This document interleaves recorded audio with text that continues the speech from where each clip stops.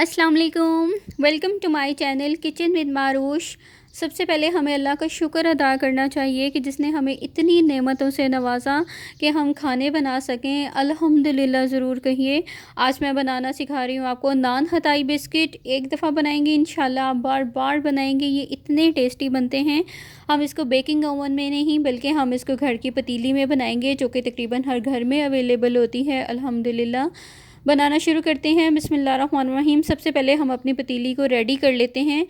एक देगची लेके जो गहरी हो उसमें नमक की लेयर बिछा दें और उसके ऊपर एक स्टैंड रखते हैं। अगर नमक एसेंशियल नहीं है, अगर आपके पास अवेलेबल नहीं है तो आप वैसे भी इसको रख सकते हैं। और उसके ऊपर स्टैंड रखते हैं और इसको कवर करके दरमियानी आंच के ऊपर 15 मिनट के लिए रख दें, ताकि हमारे थोड़ा सा ये जो बेकिंग हमारी देगची है ये रेडी हो जाएगी। अब हम बैटर को रेडी कर लेते हैं। बिस्मिल्लाहिर्रहमानिर्रहीम। 1 कप पिसी हुई चीनी लेंगे बिल्कुल पाउडर फॉर्म में, और 1 कप ही हम देसी घी लेंगे। अगर देसी घी नहीं है आपके पास तो आप किसी भी ब्रांड का डालडा या शान किसी का भी घी इस्तेमाल कर सकते हैं। अगर आपके पास घी इन केस नहीं है तो आप इसमें 1 कप कुकिंग ऑयल भी ऐड कर सकते हैं। चीनी आपने बिल्कुल पाउडर फॉर्म में लेनी है, क्योंकि अगर आप बारीक पिसी हुई चीनी भी लेंगे तो उसके फिर चंक्स जो हैं जब आप बिस्किट बाइट करेंगे तो उसमें आएंगे। लिहाजा इस बात का आपने ख्याल रखना है कि बिल्कुल पाउडर फॉर्म में हो, और इसको इतना मिक्स करना है कि ये बिल्कुल इस तरह फ्लफ़ी हो जाए।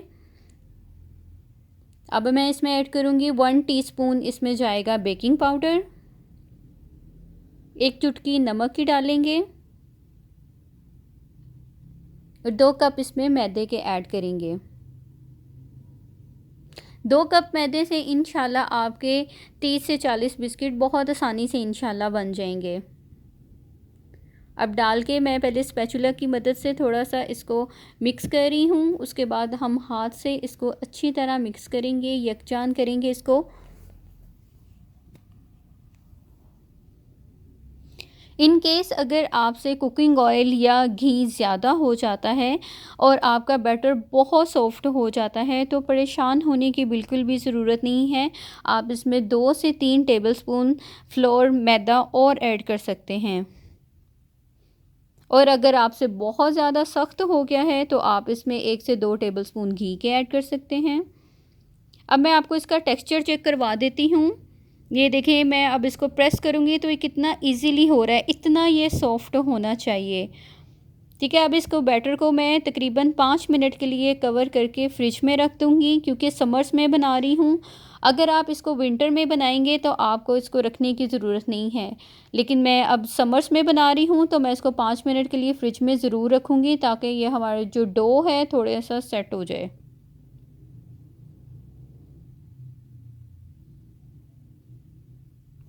अब हम उतनी देर अपना मोल्ड रेडी कर लेते हैं जिसमें हमने इसको बेक करना है। अगर आपके पास इस तरह का कोई नहीं है मोल्ड तो कोई टेंशन की ज़रूरत नहीं है, आप कोई भी स्टील की प्लेट ले सकते हैं। इसके ऊपर मैंने कुकिंग ऑयल स्प्रेड कर दिया है। अगर आपके पास कुकिंग ऑयल नहीं है तो आप बटर से भी ब्रशिंग कर सकते हैं। 5 मिनट हो चुके हैं। अब मैं फिर आपको इसका टेक्सचर चेक करवाती हूँ। अब मैं प्रेस करती हूँ, देखें फिंगर तो बिल्कुल ठीक है, ना हार्ड है और ना बहुत ज़्यादा सॉफ्ट है। इससे क्या होगा, हमारे बिस्किट की जो फॉर्म है वो बिल्कुल ठीक रहेगी, और हमारे जो बिस्किट हैं वो बहुत ये नहीं होगा कि उसकी शेप ख़राब हो जाए। आप किसी भी स्पून की मदद से आप ले सकते हैं ताकि हमारे इक्वली साइज़ के हमारे बिस्किट बने। आप इस तरह इसको राउंड करके, कोई क्रैक नहीं होना चाहिए, और दरमियान से इसको प्रेस कर देंगे। इसी तरह मैं सारे बिस्किट बना लूँगी। आपने बहुत ज़्यादा बड़े नहीं बनाने, क्योंकि अभी ये जब इंशाल्लाह रेडी होंगे तो ये फैलते भी हैं। इस बात का आपने ख़ास ख्याल रखना है। आपने बस दरमियाने साइज़ के बनाने हैं, ज़्यादा बड़े नहीं बनाने। अब मैं एग योक लेके ये उसके ऊपर एग वॉश लगा दूँगी। अगर आप एग योक लाइक नहीं करते तो आप एग वाइट लेके उसमें थोड़ा सा फूड कलर डाल लें, येलो फूड कलर। अगर आप वो भी लाइक नहीं करते तो आप इसके ऊपर मिल्क की ब्रशिंग भी कर सकते हैं। हम ये ब्रशिंग का मकसद सिर्फ ये होता है कि एक लुक बहुत अच्छी आती है और एक क्रिस्पी लेयर आ जाती है इसके ऊपर, और मिल्क के साथ भी बहुत अच्छी लेयर आती है। अब हमने जो अपनी देगची रखी हुई थी, 15 मिनट इसको हो चुके हैं दरमियानी आंच के ऊपर, और अब हम इसको रख देंगे मोल्ड को। और ये ध्यान रखना है कि ये साइड से पतीली के साथ ना लगे। स्टैंड के ऊपर आप इसको रख के कवर कर दें। आंच मैं आपको दिखा देती हूँ। अब फ़ौरन आपने इसकी आंच इतनी कर देनी है, ठीक है। जैसे दम पे लगाते हैं 30 से 35 मिनट बाद इंशाल्लाह ये रेडी हो जाएंगे। 35 मिनट मुझे पूरे हो चुके हैं। अल्हम्दुलिल्लाह उसका कलर कितना ज़बरदस्त आया है, आप देख सकते हैं। अगर आपके बिस्किट 30 से 35 मिनट में नहीं होते तो नो टेंशन, आप 5 to 10 मिनट्स इसको और भी बेक कर सकते हैं। देगची से निकाल के आपने 10 मिनट के लिए इसको रखना है ताकि ये थोड़े से ठंडे हो जाएं। अगर आप इसको गरम गरम निकालने लग जाएंगे तो ये टूट जाएंगे। ठीक है, 10 मिनट के बाद आप इसको डिश आउट कर सकते हैं। अल्हम्दुलिल्लाह बहुत अच्छे ये रेडी होंगे और टेस्ट तो इसका मस्ट श्योर है, इंशाल्लाह आपको बहुत पसंद आएगा। अब मैं आपको इसको तोड़ के दिखाती हूँ कि ये कितना क्रिस्पी बना है। अल्हम्दुलिल्लाह देख सकते हैं आप, ये देखें कितना क्रंची है, कितना ये टेस्टी है। इसके टेस्ट की तो गारंटी है, इंशाल्लाह बहुत टेस्टी बनेगा।